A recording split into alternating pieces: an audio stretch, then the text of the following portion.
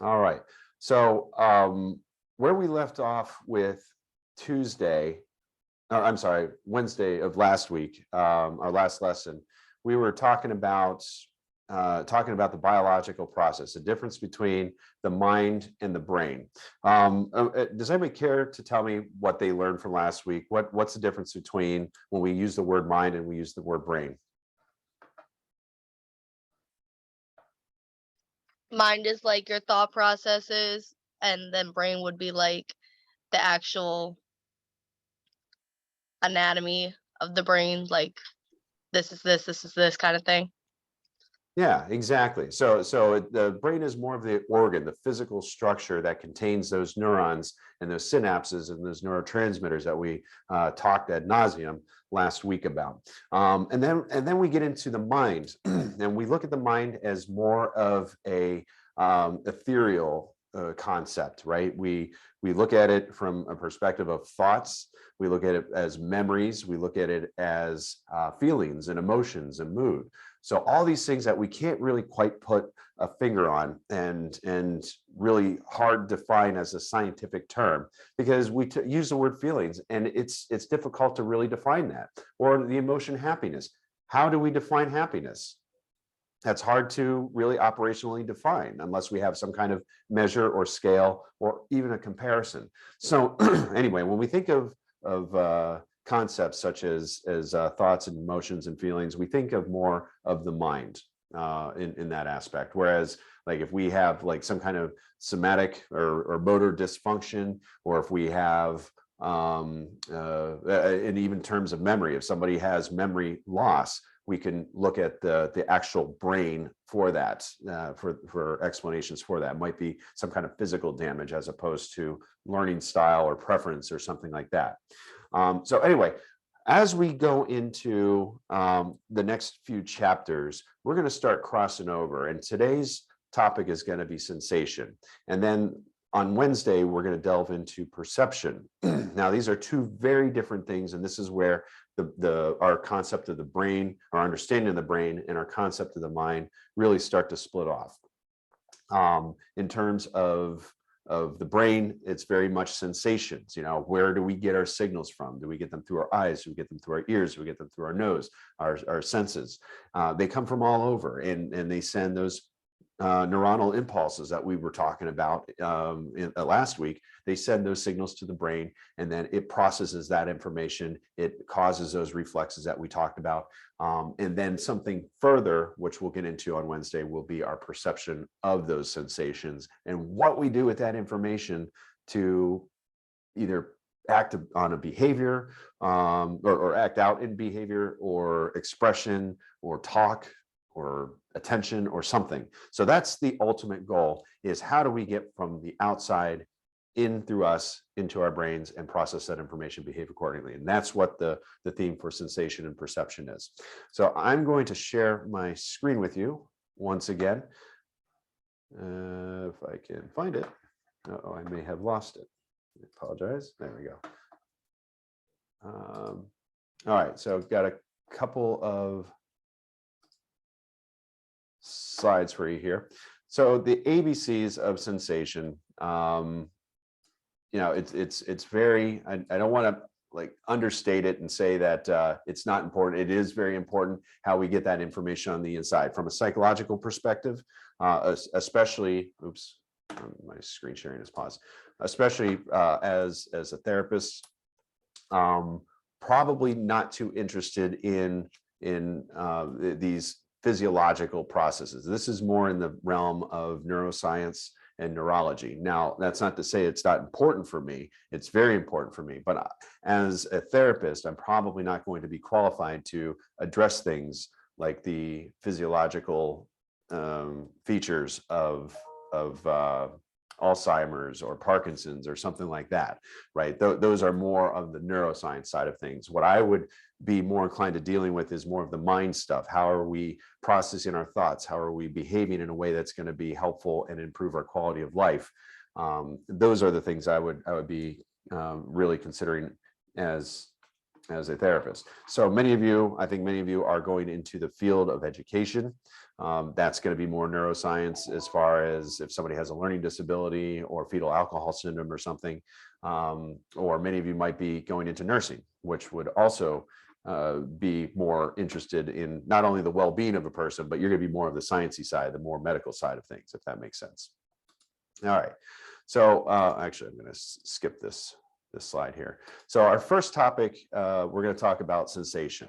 Now, as I mentioned, as I clued in before, the sensation is the activation of receptors in various senses of the organs. So, for example, what are some sensations that we have? Taste, smell, touch. Yeah, taste, smell, touch. Absolutely. So we also have taste, smell, touch, sight, and hearing. So those are 5 major senses that we have. Okay. What I'd like you to do is we're going to try this. If you could view your screen and just pay attention to, hopefully this will work. I haven't tried this on Zoom yet. But when we look at the world around us, on the following slide, you're going to see 2 images, then they're going to flash alternatively. Okay. So the images are identical except for one major change, and see if you can spot that change before time runs out. Okay. So pay attention and see how we do. You can either enter your responses on, lost my mouse. Enter your responses either verbally, or you can put them in the chat, whichever you prefer. All right, you ready?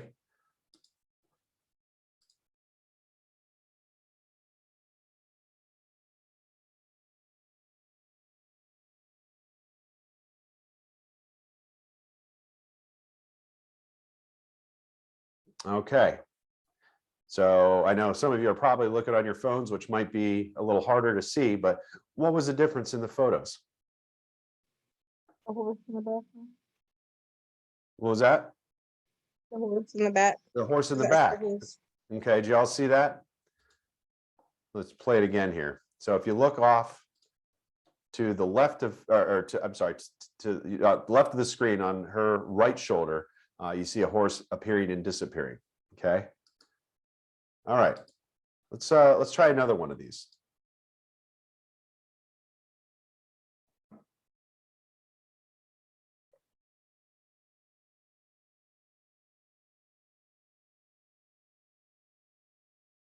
Okay. What changed in those 2 photos? There was something in the bottom left of the screen. Yeah. Okay. What was it? Did you see it? I'm not sure what that was. It was some type of something. Okay. All right. Did anybody see it? What changed between those 2 images? It was like a chimney, like next to the one that was smoking. Yeah, they kept disappearing and reappearing, right? And I see some of you say there's a lot of white flashes. Well, that's by design. That's to interrupt your flow. And we call this phenomenon change blindness, because your senses are being flooded in those moments. And those white flashes are intentional because it's taken away something. Now, if we had 2 of those photos and without the white flashing, you would probably see that a little bit more clearly as to what's disappearing and what's reappearing. But because we put those white flashes in between there, that disrupted your thinking and caused you to caused your senses to kind of just be overwhelmed in that moment, making it harder for you to focus on the intention of change. So within our sensation, we look at 2 factors called absolute threshold and just noticeable difference. And your book talks about these two sensations, or these 2 processes. And the only thing I'm really going to say about these, what the difference is so absolute threshold is the least energy for correct stimulus detect 50% of the time. So what does that mean? So let's say that you are at the end of a train tunnel or dark environment, something where there's no moonlight, where there's no lighting whatsoever, and there's a candle that might be lit 1.5 miles away. Now, some of you might be able to see that, some of you might not be able to see that. Okay, so what they're trying to do or what your mind is trying to do is trying to look for something different within your environment. And if it's not noticeable, then 50% of the time or less, or I'm sorry, not noticeable 50% of the time or more, then we call that at the absolute threshold. So when you start to detect that light within at least 50% of the time, we call that absolute threshold. That's where somebody might be able to first detect that. And has anybody ever taken a hearing test? I think the best example is a hearing test. When I do. Okay. So what do they do in these hearing tests? How do they conduct these hearing tests? They put like different frequencies in both of your ears to see which one has like a better hearing. Right. So and so they alter two things in there. They alter pitch and they alter volume. Okay. So certain pitches you may or may not be able to hear. And with absolute threshold, that's exactly what they're testing. So you're sitting in a booth, a quiet booth, you've got headphones on, and you have a little clicker that you're supposed to click every time you hear a noise. And they'll push those limits. They'll either push it to the lower end of the frequency, or they'll push it to lower end of decibels to where you are no longer detecting 50% of the time or more. You're detecting less than 50% of the time. That's the absolute threshold. And anything below that, they would just say that you have hearing loss at that point. Just noticeable difference is the smallest difference detectable by 50% of the time. I used to do this experiment with my live classes. I would walk into the class ahead of time and I would play a tone over the loudspeaker. It was just a really quiet tone. It wasn't very heavy at all, or very, very loud or prominent. In fact, nobody really ever detected it at the beginning of the class. So as the class progresses, I keep turning up the volume on that by 1 decibel to the point where I had it to an auditory sound. Like if a stranger walked into the classroom, they would hear that sound and say, "What is that?" But what do you think the response was of the rest of the students in that class that they were being adapted to that sound? Do you think they noticed it? No, they didn't notice the difference. Right. And that's because of just noticeable difference. Okay. So again, if somebody walked into the class and heard that sound at the decibel I had it, they would notice it. Obviously, it's above absolute threshold, and coming in from a quiet hallway or noisy hallway to hear that sound would be noticeable to them. But so we have this detection process within us that allows us to determine if something has changed or not. And maybe some of you have had that experience. You have a family member, a friend, or a roommate, or somebody who, progressively turns up their television or something just to get it to the level they want it outside of your normal detection level. Okay, so that's really different. So absolute threshold is your ability to initially detect something 50% of the time, and just noticeable difference is the difference between changing a stimuli that you're aware of or unaware of to the point where you're not able to detect it. Now, what would have happened if I turned up that volume maybe 7 decibels at a time? It would have been a more noticeable difference, and thus their JND, or just noticeable difference, would have been their alertness would have been on that stimulus. Okay. So examples of absolute threshold, I kind of went through those as far as vision and hearing. Anybody have cats? I Yeah. use. You have cats. What is nose blindness? Are you anybody familiar with what nose blindness is in reference to cats? I call it the kitty litter effect. Has anybody walked into a house and smelled like pets? It could be cats. I don't mean to pick on cats. I've had cats in the past. But if has anybody walked into a house and had that strong odor of dog or kitty litter or something like that, that the other person just wasn't even aware of, that it smelled so strongly? Yes. Yeah. That happens through our absolute threshold, right? When we have, cat litter probably doesn't stink right off the bat. It doesn't smell so bad right off the bat, but as they use it more or it gets cleaned less or something like that, it just tends to build to the point where nobody within that house smells it. It's not readily available to them to notice that difference. But you have a stranger walk in, similar thing. Smokers, very same thing. Do smokers really smell themselves as being smoky? No. Probably not, right? So they're just kind of doing their thing and they're smoking cigarettes, but people around them, do you think they can smell it even when they're not smoking? It lingers in their clothes, lingers in their hair, right? So you can smell that on somebody else. So those are examples of smelling and taste that would be just absolute thresholds. Touch, in terms of touch, you might think of examples of where you had something light that touched you and you just weren't aware of it until either something happened or it didn't happen. For example, fleas. If anybody has ever had any encounters with fleas, they are so light that you don't even detect that they're on you until they do what? Or even mosquitoes. Until they bite you. Until they bite you. And even mosquitoes, Yeah. they're stealthy. They're really sneaky. Mosquitoes can land on you and bite you, and you wouldn't feel it until like the next day or something when you have that redness and swelling. I think many of you I've shared this with. I spent 11 years in Alaska, and if anybody's ever been to Alaska, they jokingly say, it's not the actual state bird, but they say that the mosquito up there is the state bird, and they're not far off because they are big. I've seen mosquitoes as big as a dime up there, and they bite through denim, they bite through jackets. I mean, they are just unstoppable. But when they land on you, you can actually feel it. I mean, it's like a fly landing on you. It itches. My whole arm drops because they're so heavy. Just You kidding. said in Alaska? What's that? You said in Alaska? Yeah, Alaska. Really? Have you been there? No, I never been there.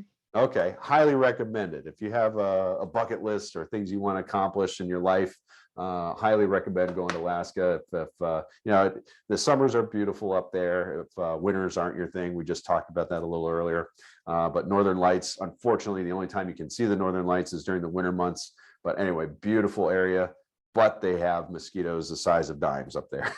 So I don't mean to scare you off from that if mosquitoes aren't your thing. Usually they stick around to the marshy areas, but if you use mosquito repellent, oftentimes that's successful. Believe it or not, frequently bathing helps to keep the mosquitoes away up there. So anyway, I kind of got sidetracked on it. So those are just examples of absolute thresholds with touch, vision, hearing, smell, and taste. Okay. Now, maybe some of you have heard of subliminal messaging, right? Especially in terms of things like advertisement, television advertisement. If you notice the slide here, it did come up and say, eat popcorn, okay? So the idea between subliminal stimuli is it happens just below the level of conscious awareness, meaning that it's there, our sensations pick it up, and we're not aware of the message that's being delivered. I think probably the greatest example of this is when people yawn. What happens when somebody around you yawns? You do it too. You're going to too, right? Many people do that because they're suggestive that way. There's some science that suggests that this is indeed a subliminal stimuli because yawning creates a sense of relaxation for us. It's a symbol of being relaxed and maybe even which we associate with being drowsy, right? So we all like to rest. We all like to relax. We don't like things to be high stress all the time. So maybe seeing somebody yawn makes us act out our ideas of wanting to have a little bit of relaxation in our life. So anyway, those would be examples of subliminal stimuli. Nobody's saying you should yawn now. It just happens because you're seeing somebody else doing it. Sir, Okay. Yeah. didn't they used to do that like in movie theaters until it was banned or whatever? Like they used to put like images of popcorn and like drinks in between film stills or whatever. Well, they do that anyway. I mean, they still have, they don't necessarily tell you to eat popcorn, right? But they'll have pictures of go to the snack bar and they'll show popcorn, right? Because we've made that connection. We've connected going to the movies with having that big greasy, salty pound of or gallon of butter popcorn, right? So we've made that association, and that might just be a reminder up on the screen. But subliminal messaging in advertisement, it's actually a misnomer. I think Coke was implicated back in the late 70s, early 80s for flashing. I can't even remember what the message was, but having a message flash up on the screen for one frame. And somebody detected that, or somebody found out about that and said that was a sneaky way to advertise. They did a lot of studies on that to show that subliminal messaging, there's a sweet spot for subliminal messaging and subliminal perception, is we have to be able to sense it.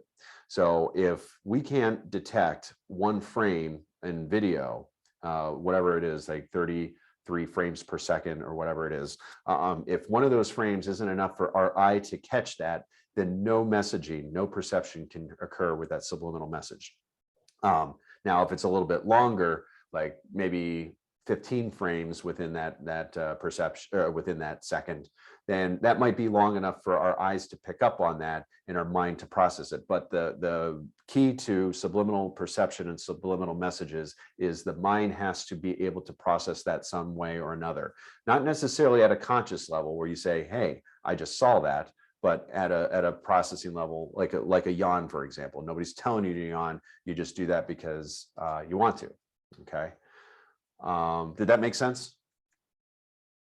Did that answer your question? Yeah. Okay. All right. So in terms of how we choose to ignore certain pieces of information, I think I shared this with the class here. We see if anybody picked up on this. We as human are two things. What are we? Anybody pick up on this? Have I said this about this class? Lazy and proud. Lazy and proud, right? And again, I say lazy in the most loving terms because we have a negative connotation with lazy, and that does not necessarily mean it's a bad thing for us. What that means is we like to take shortcuts. Our mind is wired to take shortcuts. And shortcuts, I mean routines, make things easier for us, put things into processes, generalize so that we don't have to put so much thought process into everything all the time. And that's by design. So habituation and sensory adaptation are very much that process of where we want to make things easier and routine for us. So habituation is where the brain stops sending a constant, stops attending to constant unchanging stimuli. How many of you grew up with like a grandfather clock or a clock that tick-tocks or something like that in your house? From really young I age? did. Okay. What happens at that? Do you ever notice like if that clock just ticks in the background, do you pay attention to that, or is it just kind of part of your environment that you're there?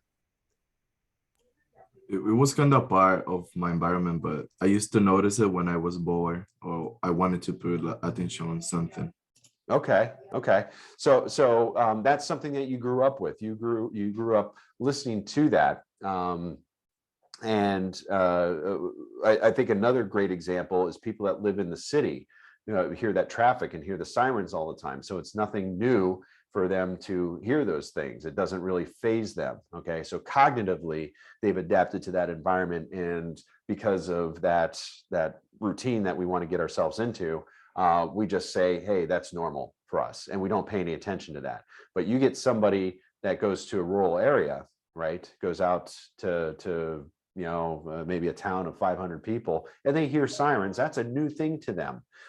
So they're going to pay more attention to sirens and traffic in a rural area than they would as opposed to somebody that lives in the inner city.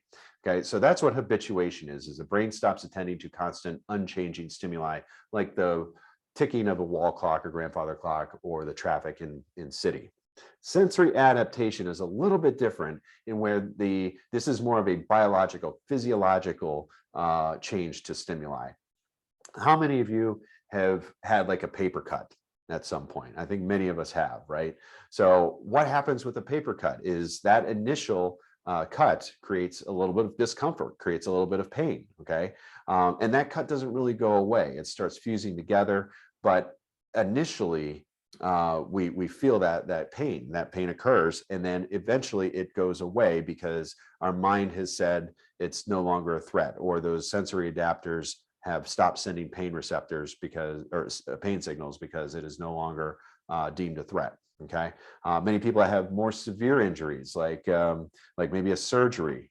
If they've gone through surgery, that might be painful initially until they were able to quiet that pain by just tell themselves this is normal. This is just going to be around for a while. It's not changing. My body's no longer in danger because it's still here.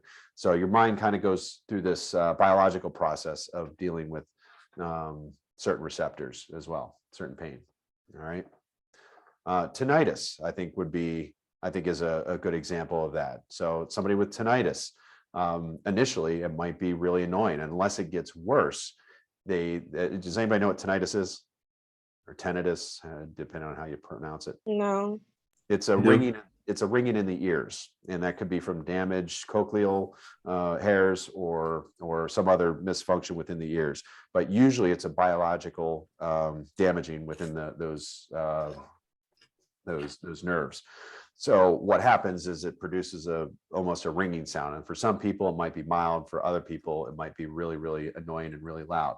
But those receptors that are telling you that something's wrong tend to not be nearly as prevalent as when it first starts, and that's what sensory adaptation is. It's adapting to something that's occurring externally. Okay. All right. So I am going to go over. I'm going to pay more attention to sight and sound as opposed to some of the other ways of perceiving, or I'm sorry, the other ways of sensing things. The reason being is because a majority of how we take in the world around us comes from vision and comes from hearing. It also comes from touch, and there are some nuances to that, but how we get information is through our eyes and through our ears for the most part, unless somebody does not have access to those or has diminished capabilities in those areas. We do get a majority of our information around us from light and sound. Just quick, I'm not going to go into the science of what wavelengths are and what colors are, but just to get a representation of the visible spectrum, we are right about 400 to 700 nanometers, which is within our visible spectrum. And our eyes are designed that way. Now, certain organisms might have higher abilities, that they might be able to see more on the infrared, or not the infrared, infrared and ultraviolet spectrum. So ultraviolet would be shorter wavelengths, and infrared would be more along the higher end there, above 700. But our eyeballs, for the most part, on average, detect anywhere from the 400 to 700 range. Some psychological properties of light in order for us to see things is that they have to have brightness. So more light has to be shining on it. And we think of most recently, we think of our weather patterns. We see the sun shining, right? If the sun is shining brightly, we're going to see colors a little bit more vividly. We're going to have, our vision is going to be improved, because as an organism, as humans, we are designed to see color for various reasons, evolutionarily wise. So brightness is a factor. We also have color. Color is really a physical property of where the light is either refracted or absorbed into whatever material that might be.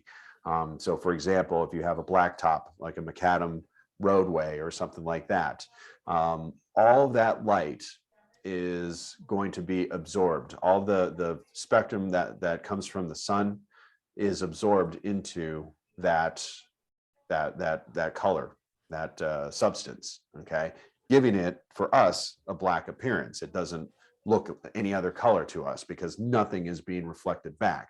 And that's why blacktop gets so roadways get so hot is because it absorbs all that energy from UV spectrum through visible light. Now, something different, like for example, looking at the slide that you're seeing right now, if you see something that's bright white like that, that means all the colors are being reflected back to you to produce what looks like a light, which is not a heat absorbent color as well. Okay, so that's just kind of, I know I'm skimming through. This isn't a science of seeing class. So this is just to give you an idea, maybe a recap if you knew the stuff already of how color is produced. And then we have saturation, which is a purity of perceived colors. And that comes from, like highly saturated wavelengths are all the same, less saturated wavelengths are different colors. So for example, red, if we have a highly saturated red, it's going to come through as fire engine red. But if it's less saturated, we might have variations from pink to almost maroon. Okay, so that's all saturation is talking about. In terms of the eyeball, I usually like to point at this. I don't have a pointer to really show you how this works, but moving from the left to the right of your screen, we start where the image enters the lens.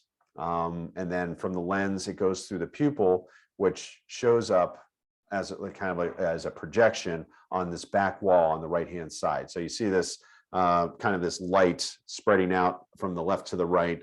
That's the image. And I think I actually have a slide on the next one. I don't. Okay. So, oh, I do. Yeah, let's use this slide instead. So what's happening is that image is reflected. In fact, it's upside down just because of the properties of what we know here. So that image is projected upside down in the back of the retina, and it's reflected on what are called the cones and rods, which makes up the retina, and then based on how, and I'll talk about those in just a minute, and based on how those are detected, it sends all that information through the optic nerve to our occipital lobe in the back of our brain. Okay, so that's just kind of the short and skinny of how the quick little rundown of how the eyeball works. So nearsightedness and farsightedness are just basically described as how we view things. Are we able to see things better close up than we are further away, or are things further away better visible to us than things close up? And depending on that, we might have to use corrected lenses. Within the retina, we have two entities in there, which are cones, which are located closer to the optic nerve, and then we have rods, which are on the outer side of those outer side of the fovea, the outer side of the retina. So what the cones do is they help us with day vision. Those are responsible for colors, and the rods are more designed for night vision.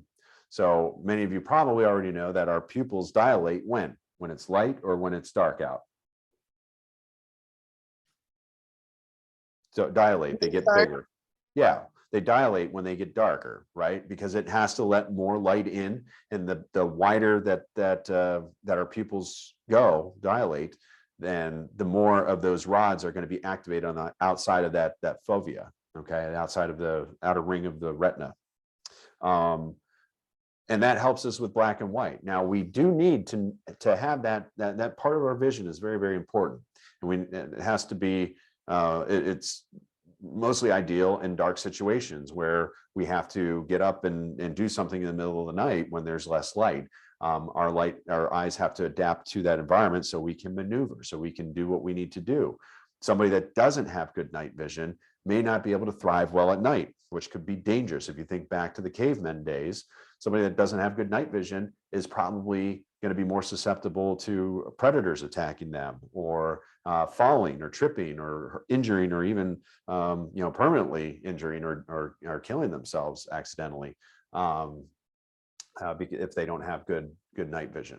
Okay, but we as humans, we've thrived off of vegetation, and having that color vision has helped us with being able to process information from the external world so that we can thrive. So we can find the berries that aren't poisonous, right? We can recognize things in our environment through color vision. Okay. The visual pathway, we talked about the occipital lobe, the visual cortex. Just briefly, so at the top of the screen here, the top of this image here, you have your eyeballs. You have where the image comes in and is displayed in reverse to the back of the retina. So question to you, maybe you can answer this for me.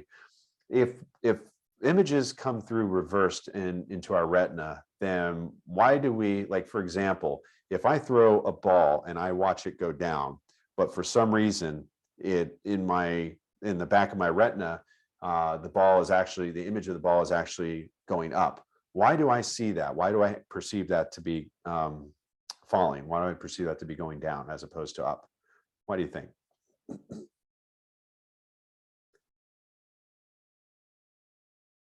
Any guesses?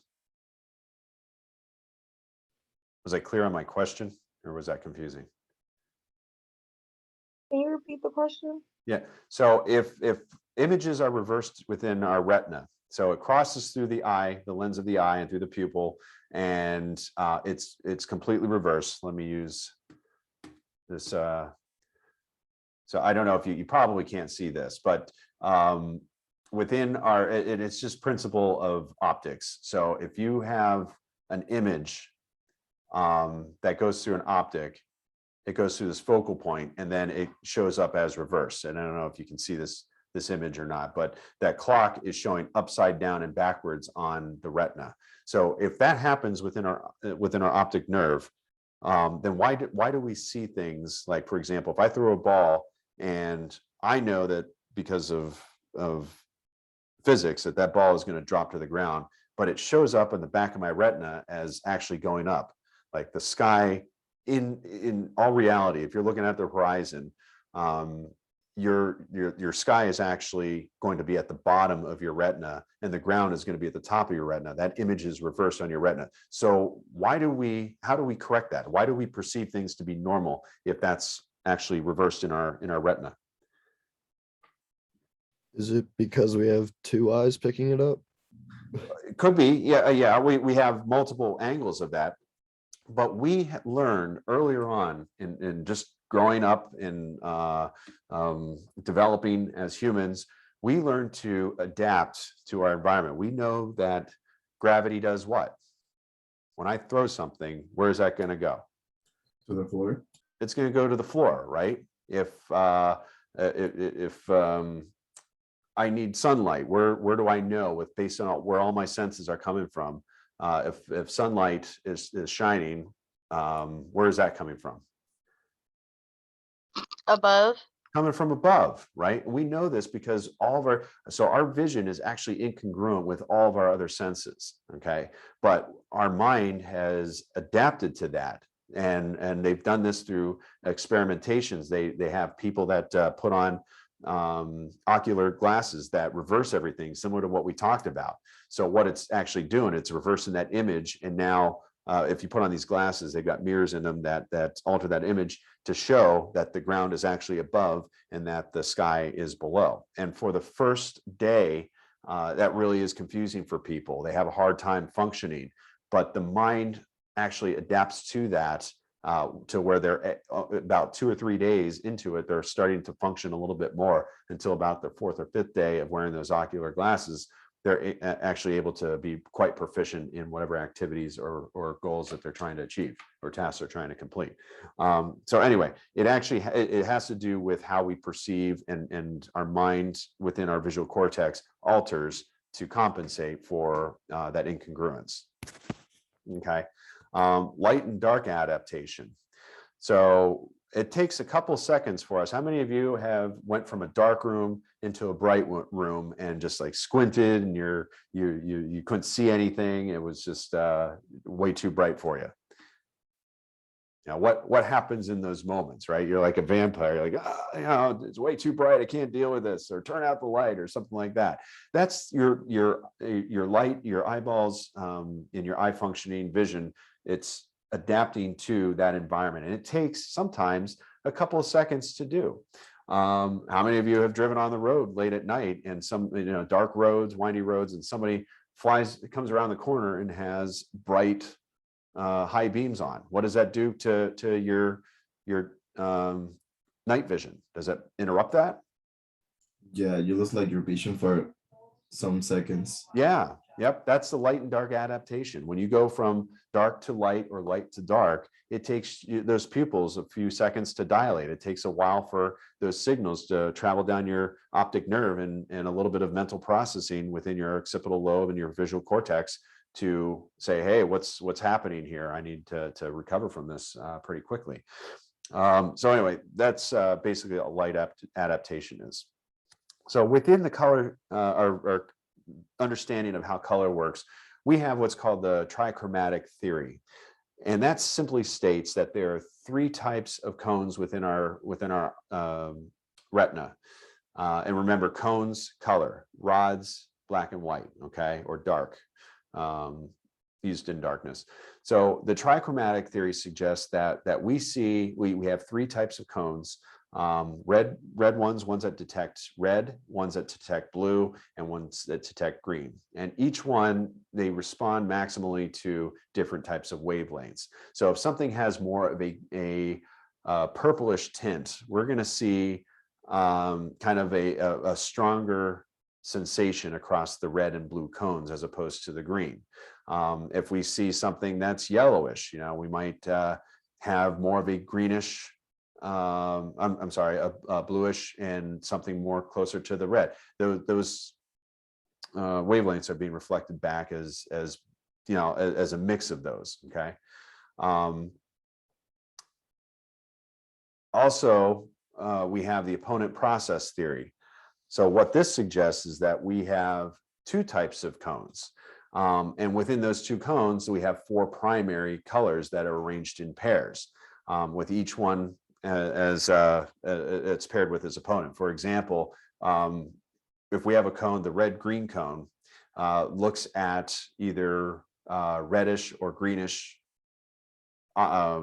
hues. And then we have the second type, which would be a blue or yellow hue, okay? And what happens is when those are activated, they pair up and they give us the sensation of whatever color it is that it's reflecting back to us. But when they're removed from us quickly, then we tend to see what are called after images. So this was a little bit different than the trichromatic theory, the opponent theory. So it's different than the trichromatic theory in that we tend to see things after they are removed in different colors. So this is kind of what supports that. So for this one, so for this activity here, if you're in a dark room, great. But what I'd like you to do is get as close to your screen as possible, hopefully without hurting yourself, and stare at the white dot on that. Again, I haven't tried this for our online class, so I'm curious as to how this works. All right, give you a couple seconds, just stare at the white dot, try not to blink. And then, all right, did anybody see anything happen in there? I still see the stars and the green lines, What color are they? yellow and green. Okay, so that Mine looks like blue and pink almost. okay, Mine too.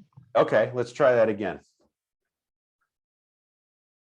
Okay, stare at it, give you a couple seconds to focus in on it. All right. I've seen the American flag. Okay, what colors are you seeing? I feel like I've seen the flag, the American flag. So blue, red, and then Red, I white, see and blue? stars. Yeah. Okay. Yeah, that's also what I was saying. Okay, and there's no I tricks saw here. pink and white. Okay, so you saw different colors. This supports the opponent processing theory. Okay, so if there's no tricks here, I'm not actually flashing any red, white, and blue. It goes from green, yellow, green, yellow, and black to nothing, to white. But according to the opponent process theory, it's telling us that that once those yellows and those and even black for that matter, which activates our cone. So once that black, green, and yellow disappear, it springs back. It kind of goes along that spectrum and bounces back a little bit to the red, white, and blue that we saw. Okay, like I said, no tricks there. That's just that, but that's one of the things that supports that opponent processing theory. And many of you could probably even relate to that. Like if you close your eyes, you still have that ghost image, right? If you close your eyes and within your eyelids, you're not actually seeing through your eyelids, but you're seeing that after image that's kind of just lingering there for a little bit. Okay, so that's the difference between, so trichromatic theory, and I'm not saying, I think I shared this with the class earlier, is we have multiple theories for concepts all the time. And this is one. We don't have a way to really test whether trichromatic theory is 100% true. We do know that there's probably evidence that supports that we do see things in hues of blue, green, and red. And we do, like that last experience, we have those images, but without any explanation as to why those greens and yellows and blacks turn to red, white, and blue, we have this opponent process theory to help us explain that. Okay. All right. All right. So within, I'm going to kind of get through sound waves here in the air. So within our wavelength, within our ear, any questions or any comments before we move on to hearing? Okay. All right. So within the ear, our ear is designed to pick up wavelengths as they vibrate through the air molecules around us. Okay. And that could sound very differently. We could hear different pitches, which could range from high to low, based on, oh yeah, sorry. Wasn't sure if there's anything in there. And again, we talked about hearing loss and taking these hearing tests earlier on. If we have deficiencies in certain wavelengths, maybe we've had damage within the ear, or maybe we've never had those abilities to process lower or higher pitch frequencies. That's where we can detect issues with hearing, as if there's certain blocks within the hertz or the wavelengths that we're not able to hear something. Okay. So some of the physical properties of sound, aside from pitch, you have amplitude. So amplitude is the power of that sound. Okay. So whatever force is being put behind it, it's creating a higher sound. So we do know that sound tends to diminish over great lengths. So a dog barking, like we have depicted in this picture, if we have a dog barking, if that dog is right near us, that sound has not diminished. Those airwaves are very close to us, and we're able to detect that at a higher decibel than if that dog was maybe half a mile, 3/4 of a mile down the road. It wouldn't be so loud because those airwaves diminished over time. So we have pitch, we have amplitude, and we also have timbre, which is the richness of the tone. So the quietness, like the purity of the tone. You hear people talk about all the time, like if you ever gone to a concert, how can you tell a good woodwind, like a flute player, from a bad woodwind, do you think? How smoothly the sound comes out. Right, the richness of the sound, right? So if you hear a flute, for example, it sounds very pure. You don't hear a lot of air in there. So somebody that has good embouchure and is well practiced and does well. And I'm using that as an example as a flute player, but they're showing a piano here. You have good pianos, you have bad pianos. You might have pianos that make clunky noises when they play. Now, I can think of, I'm a piano player, so I can tell if a piano has been well tuned and cleaned and able to produce a nice, rich sound, as opposed to something that might be a little bit more. Radio stations, very same thing. If you can have timbre in radio stations, right? If you're listening to a radio that might be far off, there's going to be a lot of static in there. There's not a whole lot of richness. But if you get a high definition strong radio signal, you're going to hear very good clarity in the music that's being played in there. Okay. Noise can affect, as far as psychological properties, we do know that noise can affect stress and learning and aggression and other aspects of psychology. If anybody has ever had any done any work with, or maybe have a family member that has like features of autism, or is on the spectrum of autism, what does noise do to the individual stress level? They get overwhelmed. Could overwhelm them, right? Something as simple as a car running, or kids yelling, or something like that in the background could be enough to agitate a person. And that's like the most extreme version of how that can happen. But for many of us, that falls true for many of us as well. So for example, if I can't focus on what I'm working on if I've got heavy metal music or something playing in the background, because it's distracting to me, so noise, not only the noise level, but the type of songs that are playing in the background can affect how we're learning, how we're working, how we're functioning overall. And that goes true with aggression. There have been studies that show people that hear heavy metal music, for example, I said earlier, and I listen to heavy metal music sometimes, can affect the aggressiveness of a person and how they might approach a situation. It could prime them to act more angrily or more aggressively than if they were listening to something a little bit more softer. Okay. So within the structure of the ear, I'm not going to go again, similar to the eye, looking at the vision, those wave propagations through the airwaves enter our ear canal. They flow down to our eardrum. Oh, let's see. Oops. Where did this is not a great image here. I apologize. So it goes into our eardrum, where it produces vibrations within the eardrum. The ear is a sealed structure. So sometimes we'll even hear if the ear gets ruptured or something like that. But anyway, that eardrum will vibrate, and it will affect other components, like smaller bones within the ear, which will then send sound waves down your cochlea, which contain little tiny hair cells that pick up certain vibrations. Okay, so that's basically what, and I apologize, I didn't have a greater look at what the inner ear looks like. Maybe oh yeah, I do. Yep, here it is. Okay. So anyway, as you can see here, that's basically the makeup of the brain. And this is an example of cochlear implant. So somebody that has lost their hearing tends to, if it's correctable, they can put a cochlear implant, which mimics the cochlea and sends that signal to the auditory nerve, which will help the person detect certain sounds. So those are medical advances there. All right. I'm going to pick up where we left off on Wednesday. We'll stop here for now.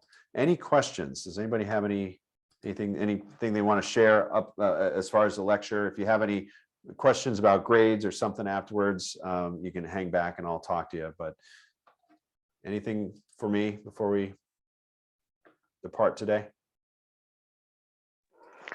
Do we need to know about the eye and the ear in depth, like the structures and all that? I'm sorry, can you say that one more time?